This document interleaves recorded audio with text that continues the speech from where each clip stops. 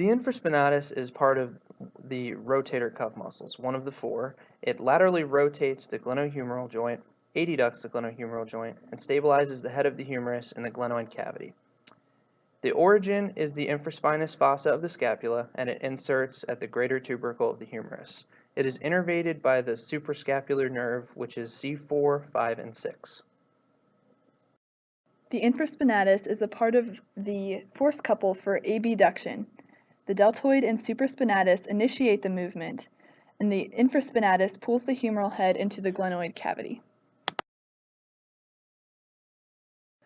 A capsular pattern of restriction is a limitation of pain and movement in a joint-specific ratio.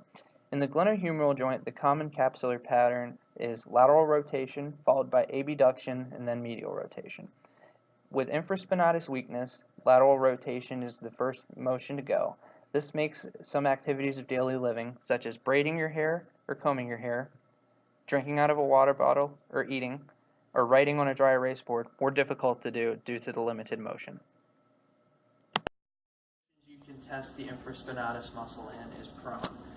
With the patient lying prone, we're going to have the patient slightly abduct their shoulder, and then we're going to have them externally rotate their shoulder up against gravity. So bring your fist to the ceiling.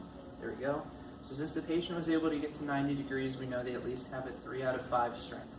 Now, when actually manually muscle testing the infraspinatus muscle, we would have the patient flip over to supine. So we previously determined that the patient has 3 out of 5 strength.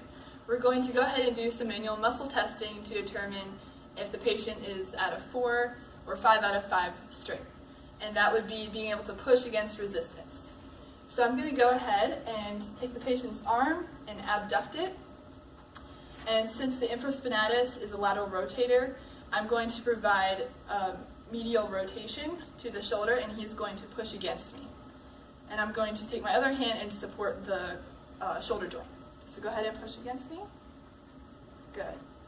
So the patient is able to fully push against me, and so he has 5 out of 5 strength.